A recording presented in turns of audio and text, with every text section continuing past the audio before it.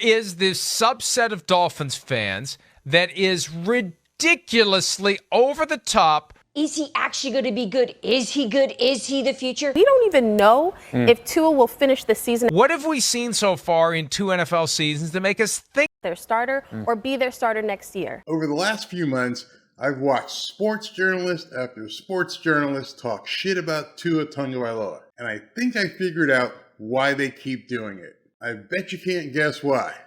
Want to take a guess? Almost all the sports journals that I follow are on big networks or write for big media outlets. They cover the entire NFL, but for some reason they seem to have a fixation on Tua Tagovailoa. I realized there has to be a reason why. What if I told you that had nothing to do with Tua whatsoever, but everything to do with you? What do they know that you don't? Do they have a problem with Miami? Do they have a problem with Tyreek Hill? Maybe a problem with Mike McDaniel? Nope. Nope, and nope. It's all because of data and psychology. Let me give you a little bit of background here. You see, I've been involved in marketing and advertising for some of the biggest brands in the world for decades. And every brand that I had to work with, especially over the last 10 years, I've had to educate them on data and data analysis. These days, data is the number one currency out there, bar none. He who controls the data wins. But in order to control the data, you have to understand it and listen to it. Data controls what you eat, what you wear, what music you listen to, and what television shows you watch. Why do you think they call it a television program? Do you know who controls what television shows you see and when you see them? That person is called the program director. And here's a shocker. What tells them what shows get to be shown on their network is all based upon, and you guessed it, data. Data is much more than rating analysis. And data controls what sports journals even talk about. And what I'm telling you isn't an idea. It's not a supposition. It's 100% fact. And I'm about to prove it to you with, data. Let me show you some free data that anyone can access. But it's likely you've never seen this until right now. This is a site called Google Trends. It allows you to see specifically what people are interested in, what they're talking about both historically and right now.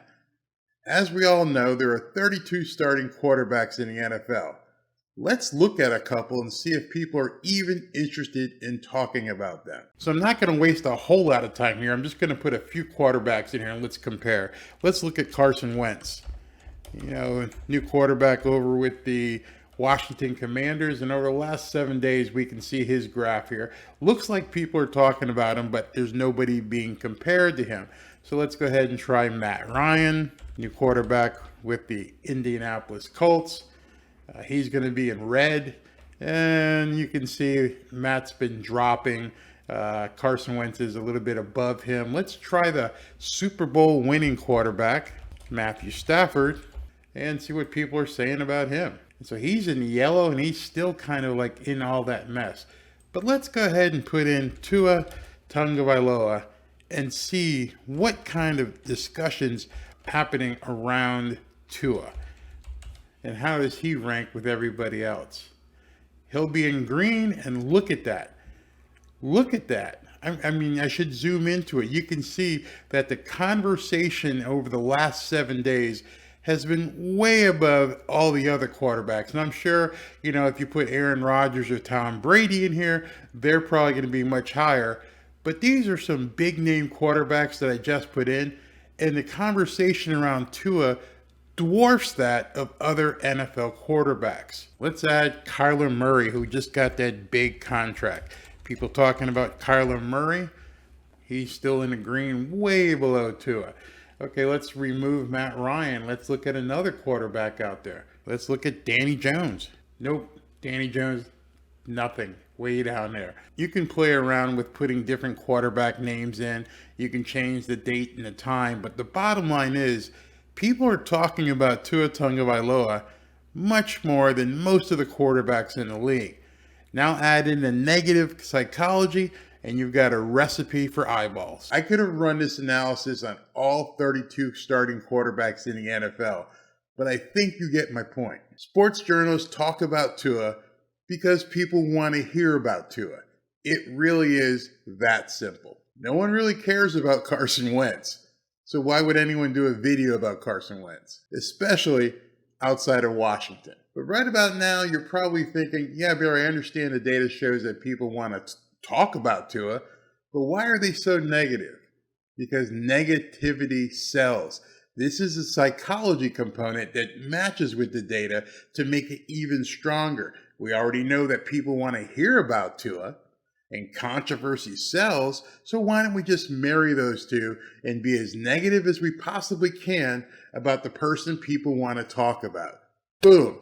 That's what's going on. You see, those of us in marketing and advertising have much more advanced tools than what I just showed you on the free Google Trends site. There are tools out there that actually measure sentiment as well. Not to bore you, but suffice it to say, controversy and negativity sells. You've heard the saying many, many times, if it bleeds, it leads. People get eyeballs, people get emotionally attached.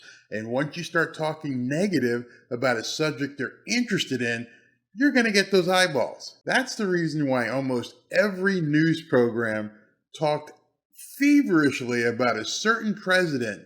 And then all of a sudden, when that president wasn't there anymore, their ratings tanked. Data and psychology controls everything in your life. And I don't mean everything in your life in terms of what you do at home. Yeah, actually I do. Remember, what you eat, what you drink, what movies you go to see, what music you listen to, where you live is all controlled by data. Data that you don't even know that they're taking from you. It's also the reason why you're still watching this video. And it doesn't matter if you're a Tua fan or a Tua hater. It's all about data controlling your actions. That's why I love trolls. Other people are upset by them. I love trolls. You know why? That tells me that my data and the psychology that I'm using is working. Kind of scary, isn't it? But the season starts in a few weeks, and that's all that matters. So I hope you understand now what the sports journals are doing and why they're doing it. Let me know what you think. Is this stuff kind of scary? Is it geeky? Does it make sense to you? And if you'd like to see any of my other videos on the Miami Dolphins, there's going to be 2 of them sitting right here that you can click on and watch. Thanks for watching. Don't be afraid of the data. Trolls, come on in. I don't care. I know it's working. Fins up. There is this subset of Dolphins fans that is ridiculously over the top. Is he actually going to be good? Is he good? Is he the future? We don't even know if Tua will finish the season What have we seen so far in 2 NFL seasons to make us think their starter or be their starter next year.